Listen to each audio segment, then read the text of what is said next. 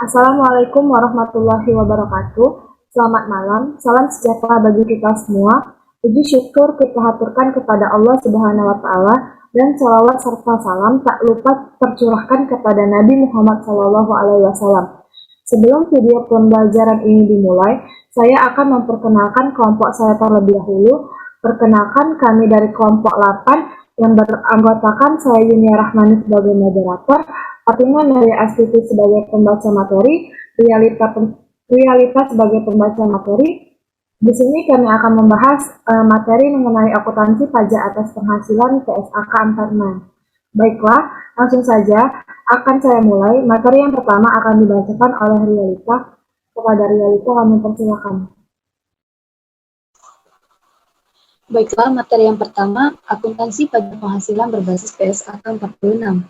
Pajak penghasilan adalah pajak yang dihitung berdasarkan peraturan perpajakan, dan pajak ini dikenakan atas penghasilan kena pajak perusahaan. Pajak penghasilan final adalah pajak yang bersifat final, yaitu bahwa setelah pelunasannya, kewajiban pajak telah selesai dan penghasilan yang dikenakan pajak penghasilan final tidak digabungkan dengan jenis penghasilan lain yang terkena pajak penghasilan bersifat final. Pada penghasilan sesuai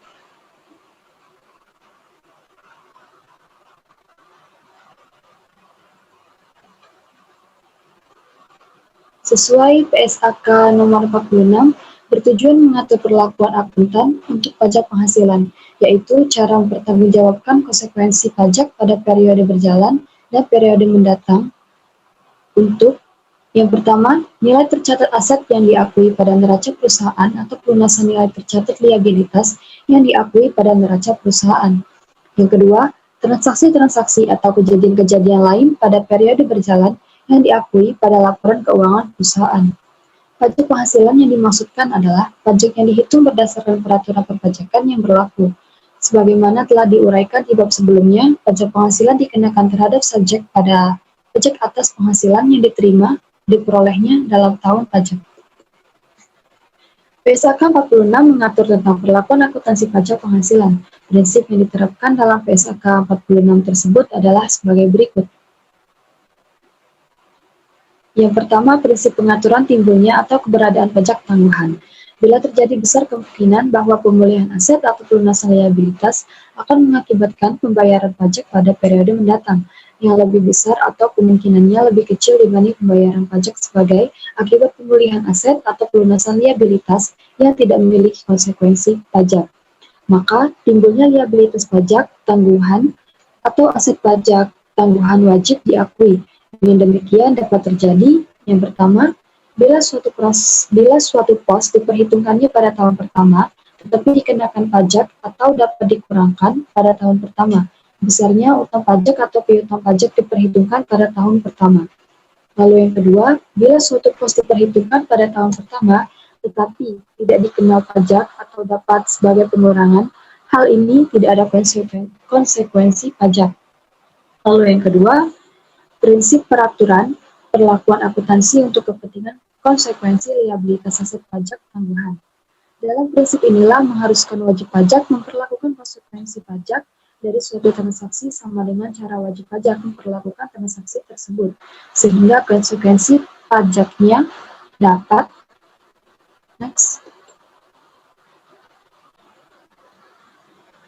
Yang pertama, diakui dalam laporan laba rugi komprehensif bila transaksi diakui dalam laporan. Lalu yang kedua, diakui secara langsung di luar laba rugi bila transaksi diakui di luar laba rugi. Lalu yang ketiga, diakui sebagai penyesuaian goodwill atau goodwill negatif bila transaksi timbul akibat kombinasi bisnis. Pajak penghasilan sebagaimana diatur dalam PSAK nomor 46 menggunakan dasar akrual yang mengatur pajak penghasilannya yang kurang dibayar atau terhutang dan pajak yang lebih dibayar dalam hasil pajak dan mengakui liabilitas dan aset pajak tangguhan terhadap konsekuensi pajak periode mendatang atas transaksi yang telah diakui sebagai unsur laba komersial tetapi belum diakuinya sebagai laba fiskal atau sebaliknya. Dasar akrual dalam akuntansi pajak karena faktor kepastian peraturan pajak dan dapat digunakannya self-assessment system sebagai dasar pemungutan pajak. Lalu, prinsip dasar akuntansi pajak penghasilan, PSAK nomor 46. Prinsip dasar akuntansi pajak penghasilan PSAK nomor 46 sebagai berikut. Yang pertama, pajak penghasilan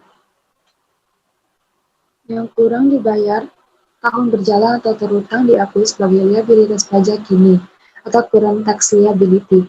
Sedangkan pajak penghasilan yang lebih bayar tahun berjalan diakui sebagai aset pajak kini atau current asset. Konsekuensi pajak periode mendatang yang dapat didistribusikan dengan perbedaan temporer kena pajak atau taxable temporary differences diakui sebagai liabilitas pajak tangguhan.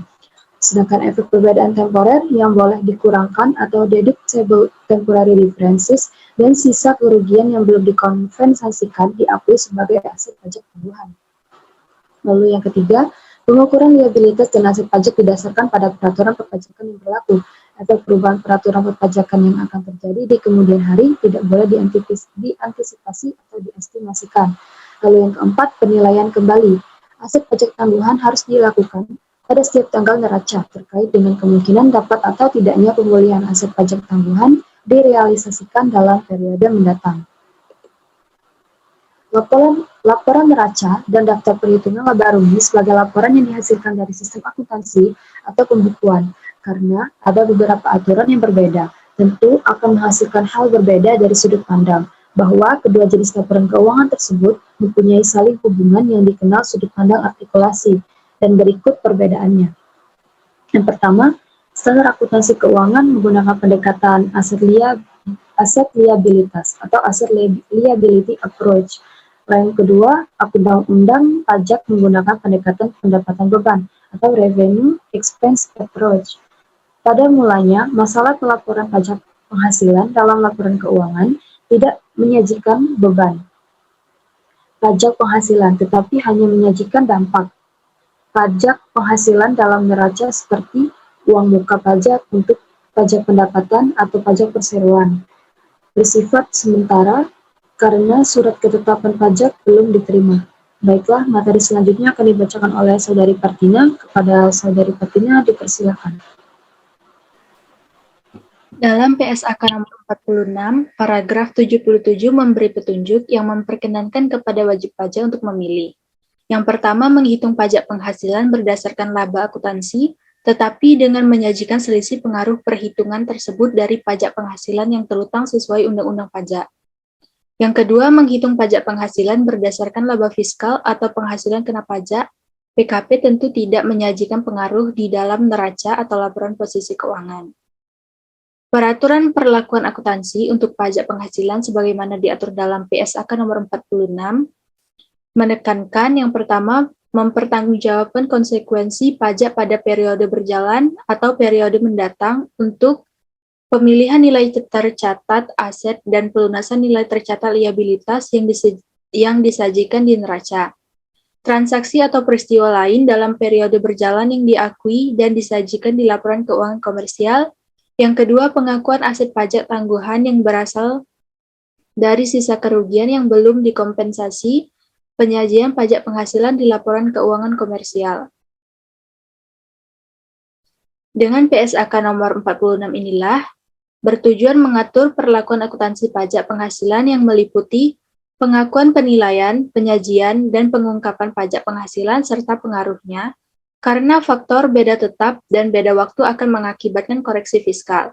Beberapa pengaruh tersebut seperti aset atau liabilitas pajak tangguhan, perlakuan pajak penghasilan yang pemungutannya bersifat final, pengaruh pajak atas sisa kerugian yang dapat dikompensasikan.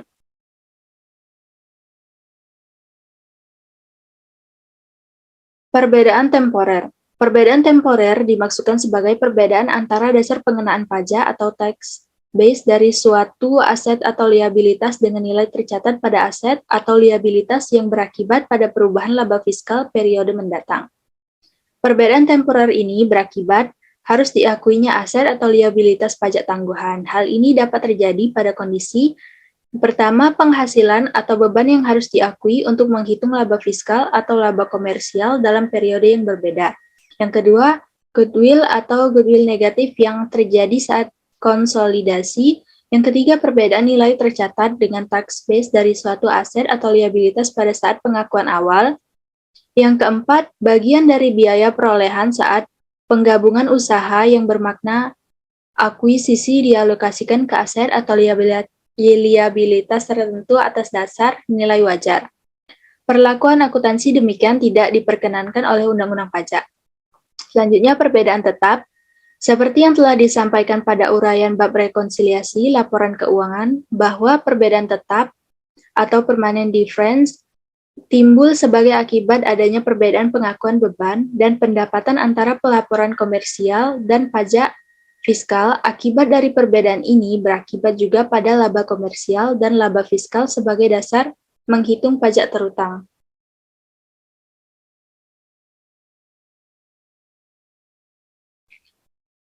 Beban pajak penghasilan. Beban pajak penghasilan ini terdiri dari beban pajak kini atau dalam tahun berjalan dan beban pajak tangguhan. PSAK nomor 46 memberikan beberapa istilah yang perlu dipahami. Yang pertama, beban pajak atau tax expense adalah jumlah agregat pajak kini dan pajak tangguhan yang diperhitungkan dalam perhitungan laba rugi akuntansi pada suatu atau dalam periode berjalan sebagai beban dan penghasilan. Yang kedua, pajak kini adalah jumlah pajak penghasilan yang terutang atas penghasilan kena pajak dalam periode atau tahun pajak berjalan.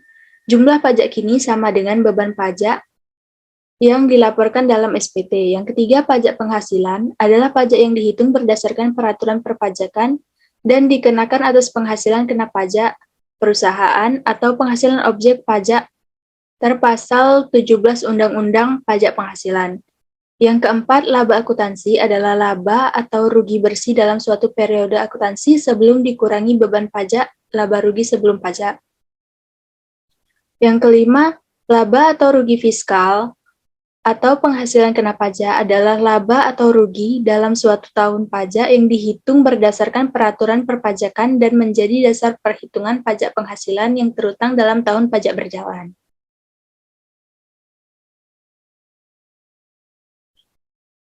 Yang keenam, beban penghasilan pajak tangguhan adalah jumlah beban atau penghasilan pajak tangguhan yang muncul akibat adanya pengakuan atas liabilitas atau aset pajak tangguhan. Yang ketujuh, liabilitas pajak tangguhan adalah jumlah beban pajak penghasilan terutang untuk periode mendatang akibat adanya perbedaan temporer kena pajak. Yang kedelapan, aset pajak tangguhan adalah jumlah pajak penghasilan yang terpulihkan pada periode mendatang sebagai akibat perbedaan temporer yang boleh dikurangkan dan sisa kerugian yang dapat dikompensasikan. Yang kesembilan, perbedaan temporer kena pajak adalah perbedaan temporer yang dapat menimbulkan jumlah kena pajak dalam perhitungan laba fiskal periode mendatang saat tercatat aset terpulihkan. Selanjutnya akan dijelaskan oleh Yunia Rahmani.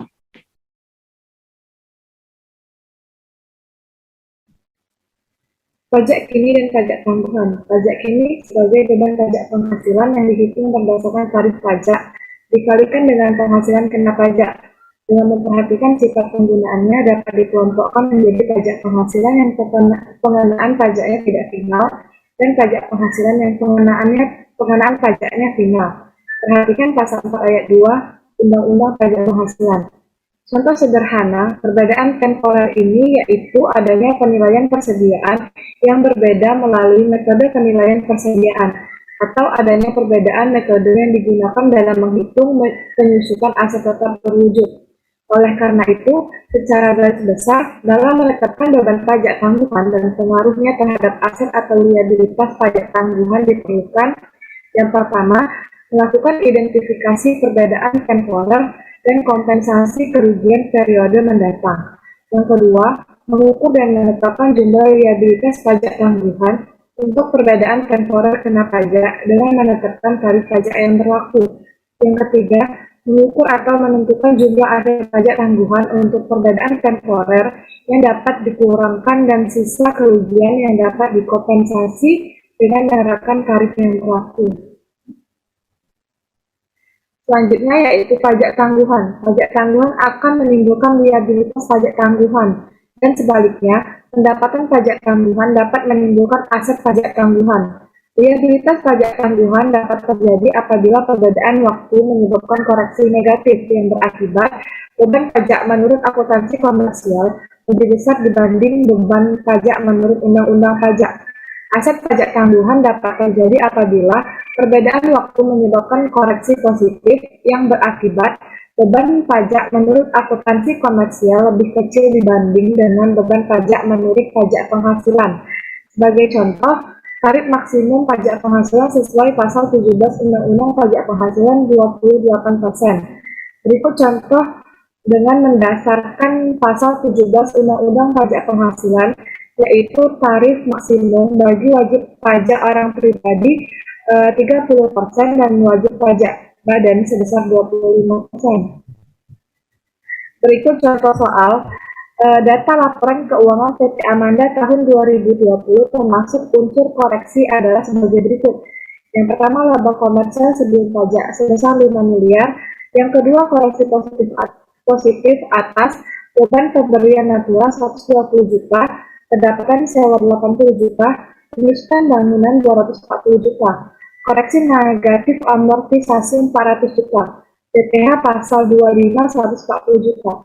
Berdasarkan data di atas, hitungan pajak terhutang, hitungan pajak yang kurang atau lebih bayar, tetapkan liabilitas pajak tanggungan, susunlah ayat jurnal dan penyajian dalam laporan keuangan. Jawabannya, perhitungan pajak terhutang, laba komersial sebelum pajak sebesar 5 miliar, bisa kita lihat di soal di atas. Koreksi perbedaan tetap terbagi menjadi dua, yaitu beban pemberian natura sebesar 120 juta dan pendapatan sewa sebesar 80 juta, bisa lihat di soal.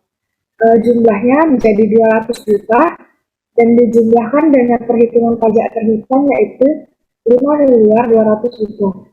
Koreksi perbedaan waktu terbagi lagi menjadi dua, yaitu penyusutan bangunan dan amortisasi. Penyusutan bangunan sebesar 240 juta dikurangi dengan amortisasi 400 juta sebesar 5 miliar 40 juta.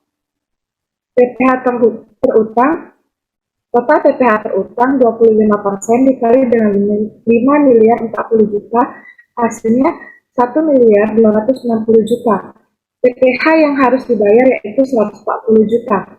Liabilitas pajak tanggungan 25% dikali 160 juta, hasilnya 40 juta.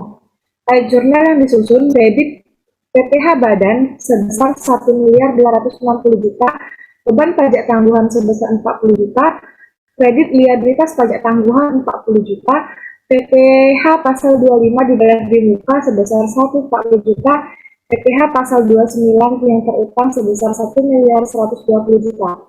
Penyajian dalam laporan keuangan, laba komersial sebelum pajak sebesar 5 miliar, pajak penghasilan yang terdiri dari pajak kini sebesar 1 miliar 260 juta, pajak tanggungan sebesar 40 juta, laba komersial bersih sebesar 3 miliar 700 juta. Sekian video pembelajaran dari kelompok 8, semoga bermanfaat bagi teman-teman semua dan mohon maaf bila ada salah kata. Kepada Allah kami mohon ampun. Terima kasih. Wassalamualaikum warahmatullahi wabarakatuh.